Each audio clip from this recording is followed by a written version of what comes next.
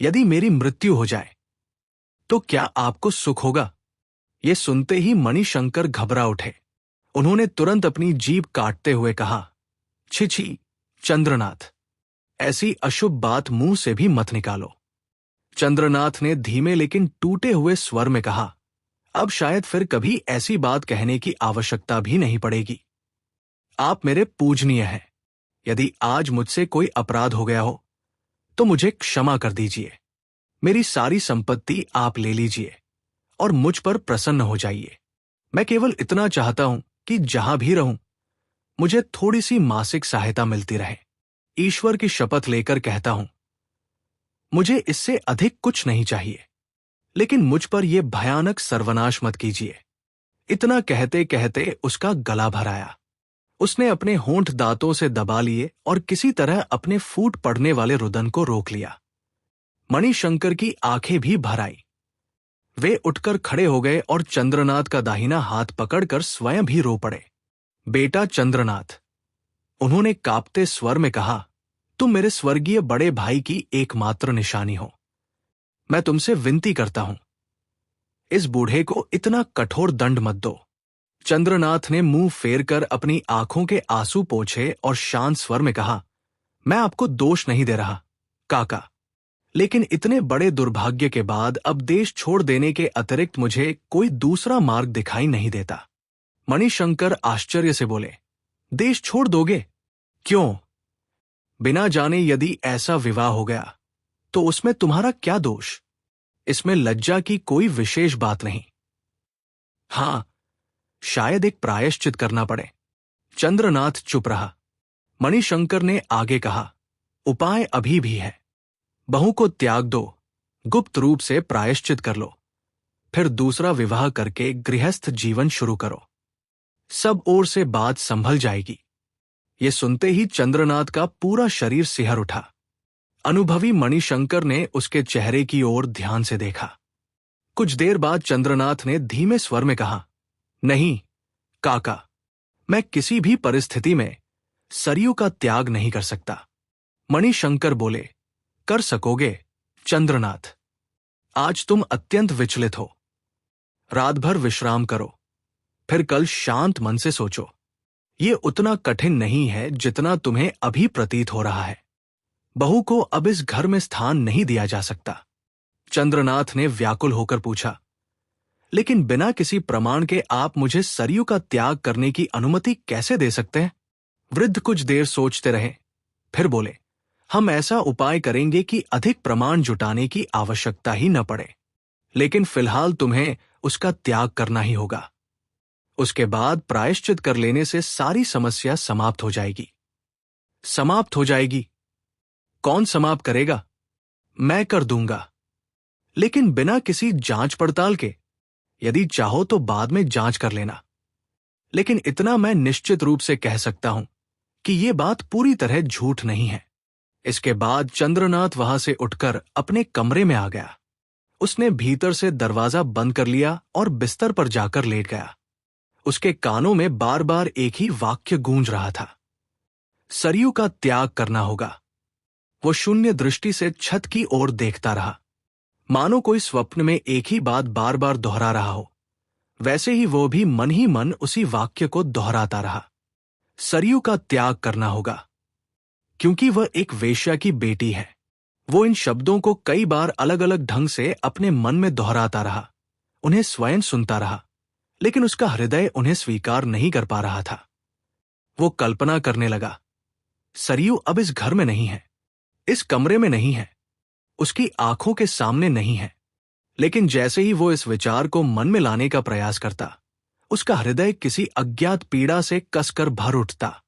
उसे ऐसा लगता मानो उसके जीवन की सारी रोशनी, सारी शांति और सारा स्नेह एक ही क्षण में उससे छिन जाने वाला हो। इन्हीं विचारों में डूबे डूबे न जाने कब चंद्रनाथ की आंख लग गई। उसने नींद में न जाने कितने सपने देखे, कुछ स्पष्ट, कुछ धुंधले। उसके पूरे अस्तित्व में एक अनजानी पीड़ा घूमती रही। फिर संध्या के समय उसकी नींद टूटी। अब उसकी मानसिक अवस्था ऐसी हो चुकी थी कि उसमें न क्रोध बचा था, न घृणा, न ही माया ममता, केवल एक गहरी, अव्यक्त और असहनीय लज्जा का बोझ उसके तनमन को दबाए जा रहा था।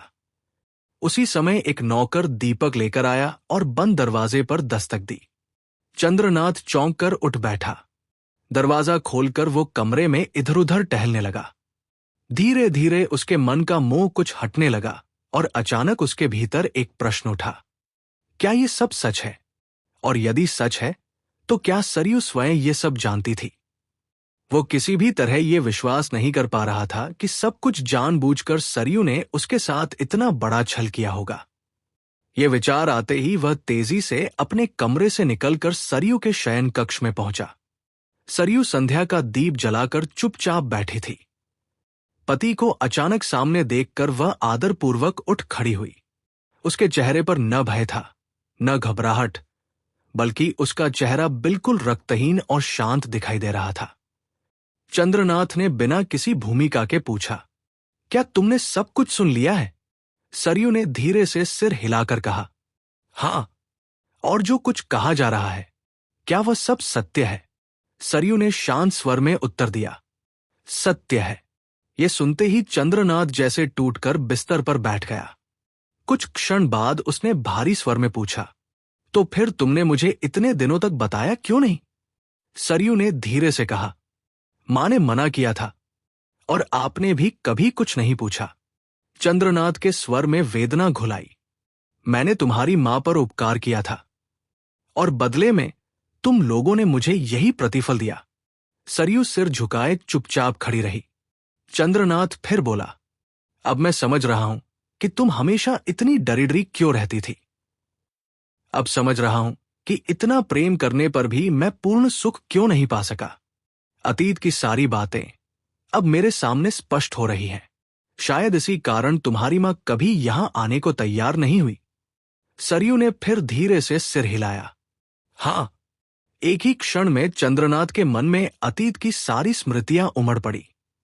काशी के वे दिन, सरयू की शांत और पवित्र विधवा मां, उनकी कृतज्ञ आंसू भरी आंखें, उनका विनम्र और मधुर व्यवहार। उसका हृदय अचानक कोमल हो उठा। उसने धीरे से पूछा, सरयू, क्या तुम मुझे सब कुछ विस्तार से बता सकती हो? सरयू ने शांत स्वर में कहा, हां, बता सकती हूं। मेरा ननिहाल नवद्वीप के पास है। राखाल भट्टाचार्य का घर भी वहीं मेरे मामा के घर के पास था। बचपन से ही मां उनसे प्रेम करती थी। एक समय उनके विवाह की बात भी चली थी, लेकिन उनका कुल नीचा समझा गया, इसलिए विवाह नहीं हो सका। मेरे पिता का घर हालिशर में था। जब मैं केवल 3 वर्ष की थी, तभी पिता का देहांत हो गया। मां मुझे लेकर वापस नवद्वीप आ गई। फिर जब मैं 5 वर्ष की हुई, तब मां मुझे साथ लेकर। चंद्रनाथ ने धीरे से पूछा, फिर उसके बाद? सरयू ने धीरे धीरे कहना शुरू किया, हम कुछ दिनों तक मथुरा में रहे, फिर वृंदावन में, उसके बाद काशी आ गए।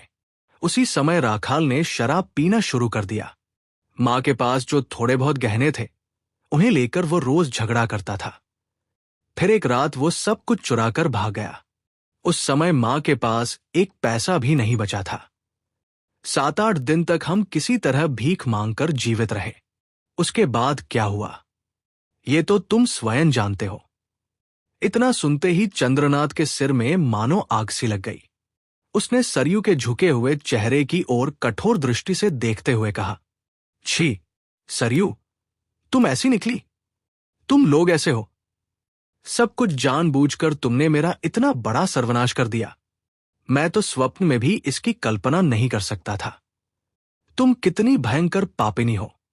सरयू की आंखों से आंसू टप-टप गिरने लगे, लेकिन वह चुपचाप सिर झुकाए खड़ी रही। चंद्रनाथ ने उसकी ओर ध्यान भी नहीं दिया। वह और कठोर स्वर में बोला, अब इसका उपाय क्या है?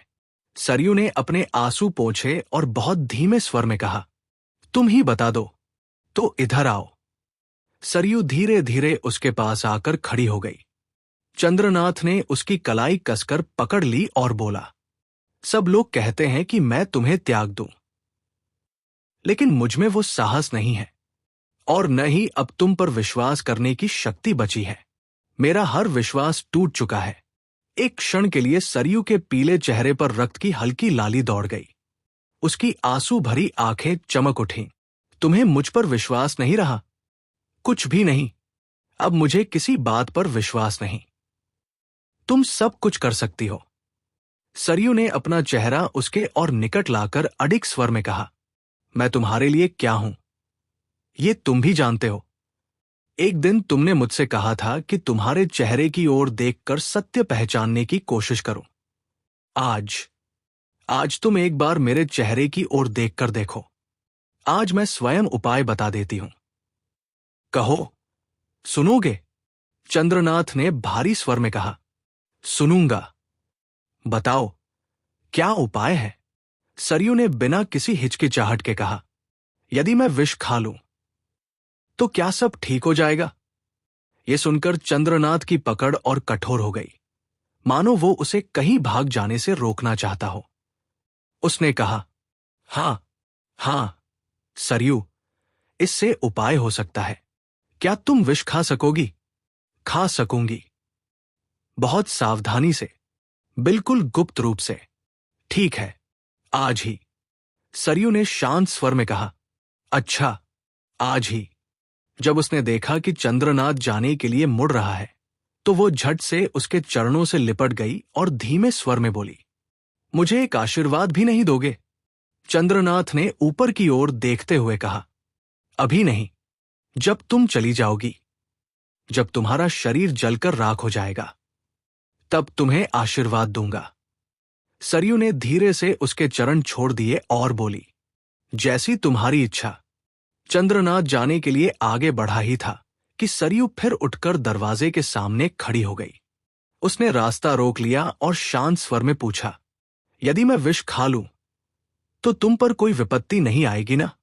नहीं, किसी को कोई संदेह तो नहीं होगा? चंद्रनाथ ने कहा, संदेह तो अवश्य होगा, लेकिन धन देकर लोगों का मुंह बंद कर दूंगा। सरयू ने कुछ क्षण चुप रहकर कहा, मैं अपने बिस्तर के पास एक पत्र लिखकर रख जाऊंगी, तुम उसे देख लेना। चंद्रनाथ उसके पास आया और उसके सिर पर हाथ रखकर बोला, हां, ऐसा ही करना। सब कुछ स्पष्ट रूप से लिख देना। नीचे अपना नाम भी साफ साफ लिखना, ताकि किसी को यह संदेह न हो कि मैंने तुम्हारी हत्या की है। वो कुछ क्षण रुका, फिर कठोर स्वर में बोला, और एक बात, कमरे के दरवाजे और खिड़कियां अच्छी तरह बंद कर लेना, ताकि एक बूंद भी आवाज बाहर न जा सके और मैं भी कुछ सुन न पाऊं।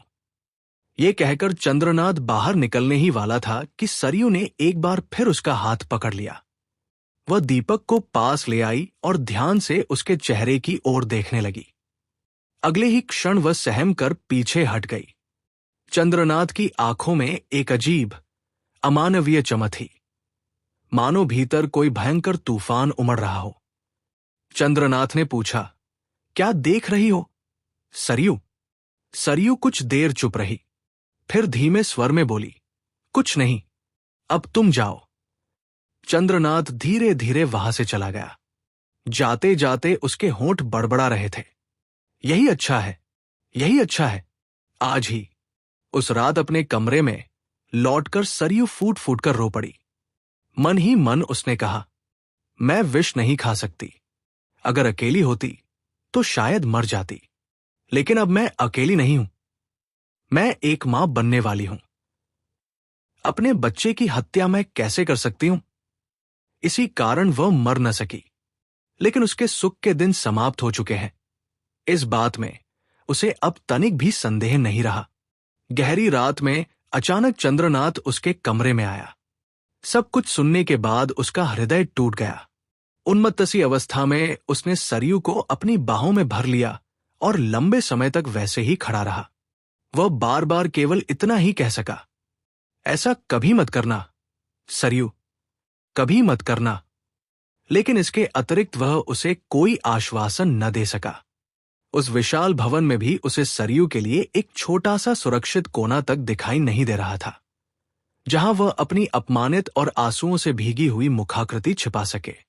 पूरे गांव में भी उसे ऐसी एक भी जगह दिखाई नहीं दी जहां थोड़ा सा स्नेह, थोड़ा सा सहारा मिल सके। रो रो कर, गिड़गिड़ाकर सरयू ने केवल 7 दिनों का समय मांगा था।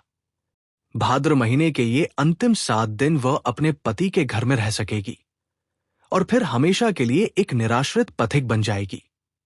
लोगों का विश्वास था कि भाद्र मास में घर के कुत्ते बिल्ली तक को घर से नहीं निकाला जाता, क्योंकि इससे अशुभ होता है। शायद इसी कारण उसकी ये प्रार्थना स्वीकार कर ली गई। एक दिन उसने चंद्रनाथ का हाथ पकड़कर शांत स्वर में कहा, मेरा दुर्भाग्य मुझे ही भोगना है, उसके लिए तुम दुखी मत हो, अब और मत सहो। मुझे विदा करके फिर से अपना घर परिवार बसा लेना। मेरे कारण अपना जीवन नष्ट मत करो। चंद्रनाथ सिर झुकाए चुप बैठा रहा। उसके पास न हाँ में कोई उत्तर था, न ना में। लेकिन इन दिनों उसे एक बात बार बार महसूस हो रही थी। सरयू अब पहले जैसी नहीं रही थी। वह पहले से अधिक बातें करने लगी थी। इतने दिनों से उसके मन में जो भय छिपा था वो अब समाप्त हो चुका था। पहले वो मानो एक मुखौटा पहनकर इस घर में रहती थी। हर छोटी सी बात से डर जाती थी कि कहीं उसका रहस्य खुल न जाए, कहीं लोग उसके अतीत को न जान ले। लेकिन अब उसे किसी बात का भय नहीं था। समाज ने उसके जीवन का सबसे बड़ा सहारा, उसके पति, उससे छीन लेने का निर्णय कर लिया था। अब वो स्वयं को सर्वस्वहीन, एक सन्यासिनी की भांति अनुभव कर रही थी।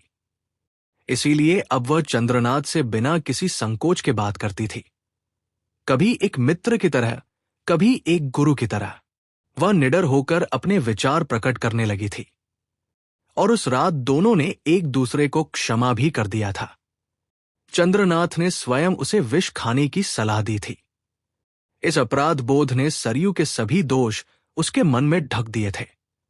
अगली सुबह से ही हरकाली एक कागज पर टिकट लगाकर अपने पति ब्रजकिशोर से न जाने क्या क्या लिखवा रही थी।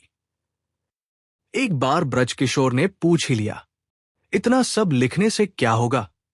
हरकाली झुंझलाकर बोली, अगर तुम में जरा भी बुद्धि होती तो ये प्रश्न न करते। एक बार मेरी बात न मानने का परिणाम तो देख ही चुके हो। अब किसी बात में अपनी बुद्धि लगाने की कोशिश मत करना। हरकाली जो जो कहती गई, ब्रजकिशोर एक आज्ञाकारी बालक की तरह सब लिखते गए। जब लिखना समाप्त हुआ तो हरकाली ने स्वयं उस कागज को आरंभ से अंत तक पढ़ा, संतोष से सिर हिलाया और बोली, हां, अब ठीक है। ब्रजकिशोर चुप ही रहे। दोपहर के समय हरकाली वह कागज लेकर सरयू के पास आई। बहू, इस कागज पर अपना नाम लिख दो। सरयू ने कागज हाथ में लेकर उनकी ओर देखा और पूछा, क्यों मामी मां? जो कह रही हूं वही कर दो बहू। कम से कम ये तो बताइए कि मुझे किस बात पर हस्ताक्षर करने हैं। हरकाली ने गंभीर स्वर में कहा, यह तुम्हारे ही भले के लिए है। तुम यहां से चली जाओगी, उसके बाद कहाँ रहोगी, कैसे रहोगी, इसकी खोज खबर लेने हम नहीं जाएंगे। लेकिन जैसे भी रहो, तुम्हें हर महीने 5 रुपए खर्च के लिए मिलते रहेंगे। इसमें बुरा क्या है? सरयू सब समझ गई। वह ये भी समझ गई कि इस तथाकथित हित चिंता के पीछे कितनी सच्ची चिंता और कितनी स्वार्थपूर्ण राहत छिपी हुई है। लेकिन जिसका महल ही नदी की धारा में बहने जा रहा हो, वो कुछ ईंट पत्थर बचाने के लिए नदी से झगड़ा नहीं करता। उसने भी मन ही मन यही सोचा। फिर भी उसने एक बार हरकाली की ओर देखा। उसकी वो दृष्टि जिससे हरकाली हमेशा डरती थी, जिससे वे घृणा करती थी, आज भी वे सह न सकी। उन्होंने आंखें झुका ली। बहू, सरयू ने शांत स्वर में कहा, हां मामी मां, मैं हस्ताक्षर कर देती हूं। उसने कलम उठाई और साफ अक्षरों में अपना नाम लिख दिया। आज आश्विन मास की दूसरी तिथि थी, वह दिन जब सरयू को इस घर से जाना था। सुबह से ही तेज वर्षा हो रही थी। हरकाली के मन में चिंता होने लगी कि कहीं तेज वर्षा के कारण सरयू का जाना टल न जाए। उधर पूरे दिन सरयू घर की वस्तुओं को सहेजती रही। उसने एक एक करके कीमती कपड़ों को अलमारी में रख दिया। सारे आभूषण लोहे के संदूक में बंद कर चाबी संभाल कर रख दी। फिर उसने किसी को चंद्रनाथ को बुलाने भेजा और स्वयं भूमि पर बैठकर बहुत देर तक रोती रही। जितना विदा होने का समय निकट आता जा रहा था, उसका हृदय उतना ही व्याकुल होता जा रहा था। पिछले 7 दिन उसने किसी तरह धैर्य से काट लिए थे, लेकिन आज का दिन वैसा नहीं बीत रहा था। उसे भय हो रहा था कि कहीं अंतिम समय में उसका धैर्य टूट न जाए, कहीं जाते समय वह एक ठुकराई हुई भिखारिन की तरह न दिखाई दे। अपने आत्मसम्मान को उसने प्राणों की तरह पकड़ रखा था। उसे छोड़ने की इच्छा उसमें तनिक भी नहीं थी। चंद्रनाथ के आने पर उसने अपने आंसू पोंछे और उठकर बैठ गई। धीरे से बोली, आओ, आज मेरे जाने का दिन है। उसकी आंखें अब भी नम थी। चंद्रनाथ दूसरी ओर मुंह फेरकर चुपचाप बैठ गया। सरयू उसके पास आकर बोली, ये चाबी रख लो। जब तक दूसरा विवाह न कर लो, इसे किसी और को मत देना। रुंधे हुए स्वर में चंद्रनाथ बोला, जहां उचित समझो वही रख दो। सरयू ने उसका चेहरा अपनी ओर घुमाया और हल्की मुस्कान के साथ बोली, क्या तुम रोने की कोशिश कर रहे हो? चंद्रनाथ को यह बात बहुत कठोर लगी। तभी सरयू ने स्नेह से उसकी आंखें पोंछ दी और बोली, सोचकर देखो, मैंने कभी तुमसे मजाक नहीं किया, इसलिए आज विदा के दिन एक छोटी सी शरारत कर ली। नाराज मत होना। फिर उसने कहा, जो कुछ मेरा था सब अलमारी में बंद करके रख दिया है। ध्यान रखना, मेरी कोई वस्तु व्यर्थ नष्ट न हो। चंद्रनाथ ने उसकी ओर देखा। सरयू के शरीर पर कोई आभूषण नहीं था। उसके हाथों में केवल 4-5 कांच की चूड़ियां रह गई थी। उसका ये रूप चंद्रनाथ के हृदय में शूल की भांति चुभ गया। लेकिन वह कहता भी तो क्या? आज यदि वो उसे कुछ आभूषण पहन लेने को कहता तो मानो इस देवसी पवित्र प्रतिमा का अपमान करता। सरयू ने आंचल गले में डालकर उसे प्रणाम किया। उसके चरणों की धूल अपने मस्तक से लगाई और बोली, मेरे जाने के कारण व्यर्थ दुखी मत हो। इसमें तुम्हारा कोई दोष नहीं है, मैं ये अच्छी तरह जानती हूं। चंद्रनाथ अब तक अपने को संभाले हुए था, लेकिन अब वो और सहन न सका। वह अचानक वहां से निकल गया। शाम होने से पहले स्टेशन के लिए गाड़ी तैयार कर दी गई। वर्षा अब भी हो रही थी। घर का वृद्ध सरकार कुछ कपड़े एक गमछे में बांधकर कोचवान के पास जाकर बैठ गया। शायद उसे अपनी पुरानी मालकिन की याद आ गई थी, क्योंकि उसकी आंखों से आंसू लगातार बह रहे थे। आंसू पोंछते हुए उसने मन ही मन कहा, हे भगवान, मैं तो केवल एक सेवक हूं, फिर भी आज ये दंड मुझे क्यों देखना पड़ रहा है? जाने के समय सरयू ने हरकाली के मन का भाव समझ लिया।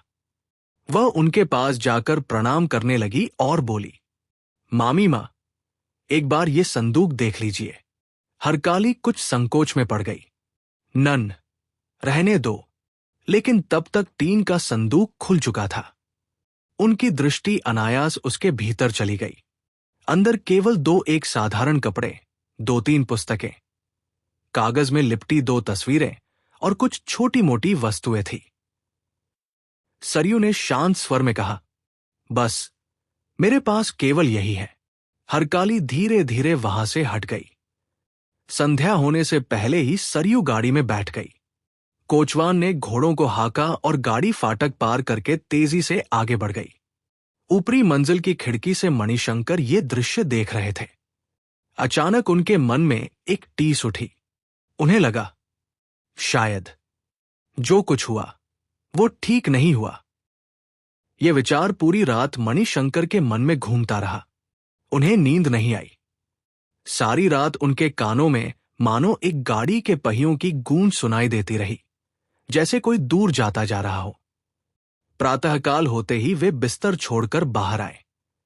उन्होंने देखा, द्वार पर एक अपरिचित व्यक्ति दीन वेश में बैठा है।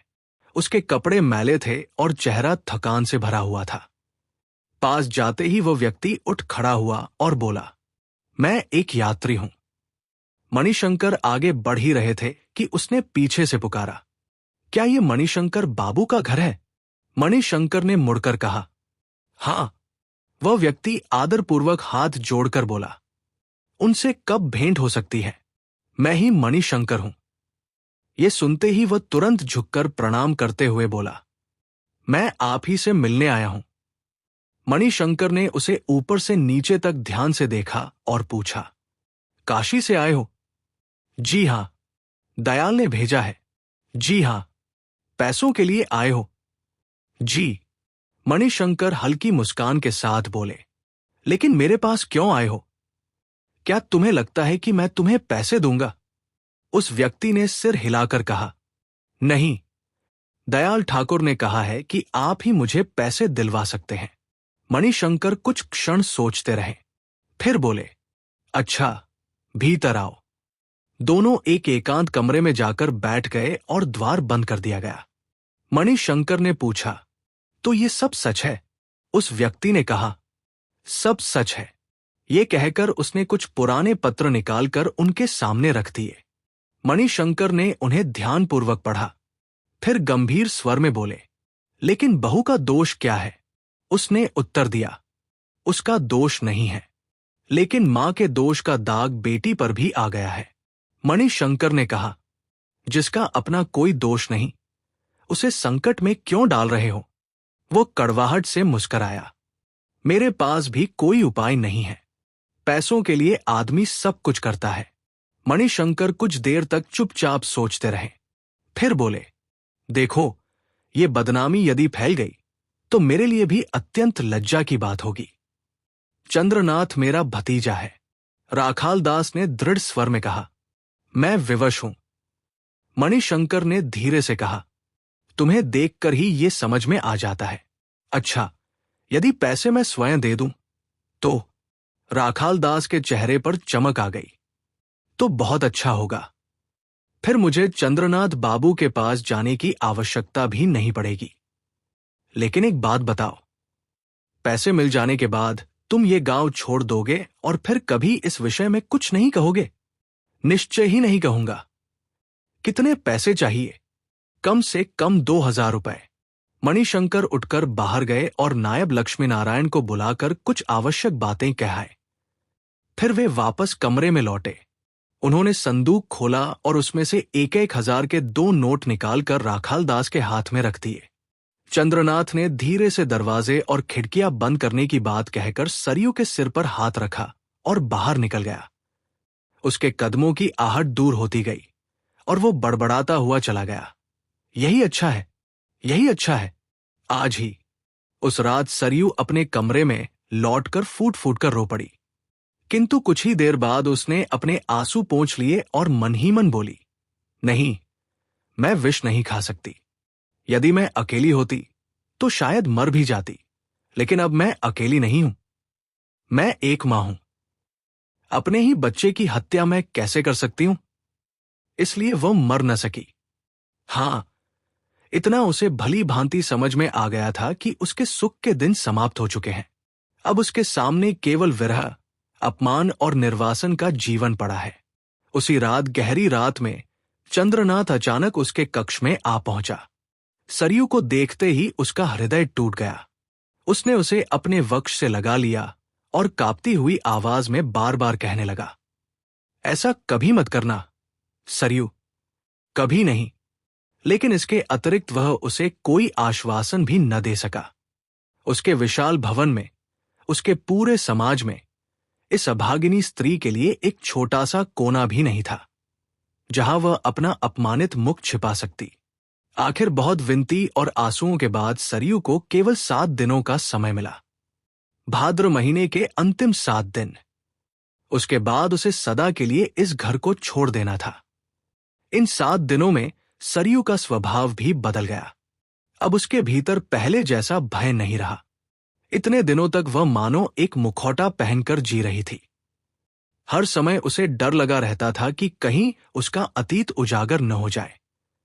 लेकिन अब उससे सब कुछ छिन चुका था, इसलिए अब वो खुलकर बोलती थी। कभी मित्र की तरह, कभी गुरु की तरह, कभी एक शांत सन्यासिनी की भांति चंद्रनाथ को समझाती। एक दिन उसने उसका हाथ पकड़कर कहा, मेरे दुर्भाग्य के लिए तुम स्वयं को दोष मत दो। तुमने मुझे अपने घर में स्थान दिया, इतना ही मेरे लिए बहुत है। अब मुझे विदा कर दो और फिर से अपना संसार बसा लो। मेरे कारण अपना जीवन नष्ट मत करो। चंद्रनाथ सिर झुकाए मौन बैठा रहा। उसके पास कोई उत्तर नहीं था। धीरे धीरे विदा का दिन भी आ पहुंचा। पूरा दिन सरयू घर की वस्तुएं संभालती रही। बहुमूल्य वस्त्रों को अलमारियों में रख दिया। सारे आभूषण लोहे के संदूक में बंद कर चाबी निकाली। फिर उसने चंद्रनाथ को बुलवाया। जब वो आया तब तक रो रो कर उसकी आंखें सूज चुकी थी। सरयू ने चाबी उसकी ओर बढ़ाकर कहा, लो, इसे अपने पास रखो। जब तक दूसरा विवाह न करो, किसी और को मत देना। चंद्रनाथ ने भारी स्वर में कहा, जहां ठीक समझो वही रख दो। सरयू ने उसका चेहरा अपनी ओर घुमाकर हल्की मुस्कान के साथ पूछा, क्या तुम रोने की कोशिश कर रहे हो? फिर स्वयं ही उसके आंसू पोंछते हुए बोली, जीवन में कभी तुमसे मजाक नहीं किया, इसलिए जाते समय आज एक छोटा सा परिहास कर लिया। बुरा मत मानना। उसने अपने खाली हाथ दिखाते हुए कहा, जो कुछ मेरा था सब यहीं छोड़ जा रही हूं। देखना, मेरी कोई चीज व्यर्थ नष्ट न हो। चंद्रनाथ ने देखा, सरयू के शरीर पर अब कोई आभूषण नहीं था, केवल हाथों में कुछ कांच की चूड़ियां थी। ये दृश्य उसके हृदय को भेद गया। सरयू ने उसके चरणों में प्रणाम किया और बोली, मैं जा रही हूं, इसलिए व्यर्थ दुखी मत हो। इसमें तुम्हारा कोई दोष नहीं है। अब चंद्रनाथ से सहन न हुआ। वह तेजी से वहां से चला गया। संध्या से पहले गाड़ी तैयार हो गई। वृद्ध सरकार कुछ कपड़े बांधकर गाड़ी में बैठ गए। उनकी आंखों से भी आंसू बह रहे थे। जाते समय सरयू ने हरकाली को प्रणाम किया और कहा, मामी, एक बार मेरा बक्सा देख लीजिए। हरकाली ने पहले तो मना किया, पर जब बक्सा खुला तो उनकी दृष्टि अनायास ही उसके भीतर चली गई। उसमें केवल 2-4 साधारण कपड़े, कुछ पुस्तकें और कुछ पुराने चित्र थे। सरयू ने शांत स्वर में कहा, बस मेरे पास यही है। हरकाली धीरे धीरे वहां से हट गई और संध्या से पहले ही सरयू गाड़ी में बैठकर उस घर से निकल गई जहां उसने अपने जीवन के सारे सुख और सारे स्वप्न छोड़े थे। दूसरी मंजिल की खिड़की से मणिशंकर ये सब देख रहे थे। गाड़ी को दूर जाते देखकर अचानक उनके मन में एक पीड़ा उठी। उन्होंने मन ही मन सोचा, शायद ये सब ठीक नहीं हुआ। लेकिन अब बहुत देर हो चुकी थी। उस रात उन्हें नींद नहीं आई और अगली सुबह जब वे बाहर निकले तो फाटक पर एक अपरिचित, दीनहीन व्यक्ति बैठा दिखाई दिया। वही राखालदास, जो काशी से आया था और जिसके हाथों में आगे आने वाले घटनाक्रम की नई आग छिपी हुई थी। दूसरी मंजिल की खिड़की से मणिशंकर ये सब देख रहे थे। गाड़ी को दूर जाते देखकर अचानक उनके मन में एक पीड़ा उठी। उन्होंने मन ही मन सोचा, शायद ये सब ठीक नहीं हुआ। उस रात उन्हें नींद नहीं आई और अगली सुबह जब वे बाहर निकले तो फाटक पर एक अपरिचित, दीनहीन व्यक्ति बैठा दिखाई दिया। वह काशी से आया हुआ राखालदास था। उसके जाने और आगे की घटनाओं के बाद सरयू अंततः फिर उसी स्थान पर लौट आई जहां से उसके जीवन की सारी विपत्तियां शुरू हुई थी। दालान में बैठी सरयू को देखकर दयाल ठाकुर का क्रोध फिर भड़क उठा। उन्होंने कठोर स्वर में कहा, मैंने पहले ही समझ लिया था कि अंत में यही होगा। कहीं न कहीं तुम्हारी मां ने कोई और ठिकाना बना रखा होगा। यह सुनकर सरयू वही बैठ गई। अंततः वो फिर अपनी मां के पास ही लौट आई थी। लेकिन अब उसकी मां भी इस संसार में नहीं थी। दयाल बोले जा रहे थे, मैं तुम्हें आश्रय देकर अपनी जाति नहीं गंवाना चाहता। जिन्होंने बड़े आदर से तुम्हें अपने घर ले गए थे, क्या वे तुम्हारे सिर छिपाने के लिए एक कोना भी नहीं दे सके? इसलिए तुम्हें मेरे पास छोड़ गए। जाओ, यहां से चली जाओ। अब सरयू अपने आंसू रोक न सकी। वह रोती हुई बोली, दादामशाय, मां भी नहीं रही, अब मैं कहाँ जाऊं? लेकिन इस समय दयाल के भीतर दया और ममता का कोई स्थान नहीं था। उन्होंने कठोर स्वर में उत्तर दिया, काशी जैसे स्थान में तुम्हारे लिए जगह की कमी नहीं। कहीं भी कोई ठिकाना ढूंढ लो। सरयू समझ रही थी कि इसमें दयाल का भी कोई दोष नहीं था। जब उसके अपने पति ने उसे घर में स्थान नहीं दिया तो दयाल क्यों देते? लेकिन उसका दुर्भाग्य ये था कि अब उसके पास खड़े होने के लिए भी कोई स्थान नहीं बचा था। पति के घर वह जैसे कुछ दिनों की अतिथि बनकर गई थी, अब विदा होकर लौट आई थी। संसार का वह स्नेही गृहस्थ अब कभी पीछे मुड़कर नहीं देखेगा कि वह अतिथि कहाँ चली गई। 17 वर्ष की आयु में ही उसके सारे स्वप्न समाप्त हो चुके थे। न मां रही, न पिता, न पति का सहारा। उसके पास अब केवल अपमान, कलंक और उसका यौवन शेष था। आंसू उसकी आंखों से चुपचाप बह रहे थे। वह सोच रही थी, अब और कितने दिन जीवित रहना होगा। आज उसका नया जन्मदिन था, दुख, तिरस्कार और अकेलेपन का जन्मदिन। दयाल ठाकुर का क्रोध लगातार बढ़ता जा रहा था। अंत में वे चिल्लाकर बोले, अब भी बैठी हो, उठती क्यों नहीं? सरयू ने करुण स्वर में पूछा। मैं कहाँ जाऊं? मैं क्या जानूं? कंपित स्वर में सरयू बोली। दादाम शाय, कम से कम आज की रात। दूर, एक पल भी नहीं। अब सरयू धीरे धीरे उठ खड़ी हुई। अचानक उसके मन में थोड़ा साहस आया। उसने सोचा, जिसके सामने 100 अपराध करने पर भी भीख मांगने का अधिकार था, उसी के सामने जब हाथ नहीं फैलाया, तो अब परायों के सामने क्यों फैलाओ? यदि कहीं कोई आश्रय शेष है तो वह गंगा है। काशी की गंगा अब भी सूखी नहीं है। वह समाज से नहीं डरती, उसकी जाति नहीं जाती। वह एक दुखी स्त्री को अपनी गोद में स्थान अवश्य देगी। यह सोचकर सरयू चलने लगी, लेकिन 2 ही कदम चलकर उसके पांव रुक गए। वह फिर वही बैठ गई। दयाल ठाकुर घबरा उठे। उन्हें भय हुआ कि कहीं अंत में उन्हें ही दया न आ जाए, इसलिए और अधिक कठोर होकर वे चिल्लाए, क्या बिना अपमानित हुए नहीं जाओगी? अभी इसी समय यहां से चली जाओ। उसी समय बाहर से एक आवाज आई, बाबाजी। दयाल चौंक पड़े। अरे, ये तो शायद खुरो आ रहे हैं। इतना कहते कहते कैलाश चंद्र भीतर आ गए। एक हाथ में शतरंज की पोटली थी और दूसरे हाथ में हुक्का। वह अभी अभी नहीं आए थे। बाहर खड़े होकर वे दयाल की सारी डांट फटकार और कठोर बातें सुन चुके थे। इसीलिए जब वे भीतर आए तो उनके हाथों में शतरंज की पोटली और हुक्का तो था, किंतु उनके चेहरे की सहज मुस्कान कहीं गायब हो चुकी थी। वे बिना कुछ कहे सीधे सरयू के पास आकर खड़े हो गए और स्नेह भरे स्वर में बोले, अरे सरयू, तुम कब आई? मां। सरयू उन्हें पहचानती थी। उसने उठकर प्रणाम किया। कैलाश चंद्र ने उसे आशीर्वाद दिया और बोले, आओ मां, आओ। लेकिन अपने बेटे के घर न जाकर यहां क्यों बैठी हो? फिर उन्होंने हुक्का नीचे रख दिया और सरयू का टीन का छोटा सा बक्सा उठाकर अपने कंधे पर रख लिया। चलो मां, संध्या होने को आई। उन्होंने ये बात ऐसे सहज ढंग से कही मानो वे विशेष रूप से उसे लेने ही आए हों। सरयू कुछ भी समझ न सकी। वह सिर झुकाए बैठी रही। कैलाश चंद्र फिर व्याकुल होकर बोले, अपने बूढ़े बेटे के घर जाने में कैसी लज्जा। वहां कोई तुम्हें अपमान की बात नहीं कहेगा। मां बेटा मिलकर फिर से नया घर बसाएंगे। चलो मां, देर मत करो। फिर भी सरयू उठ न सकी। ये देखकर दयाल ने ऊंची आवाज में कहा, खुरो, ये क्या कर रहे हो? कैलाश चंद्र ने उत्तर दिया, कुछ नहीं बाबाजी।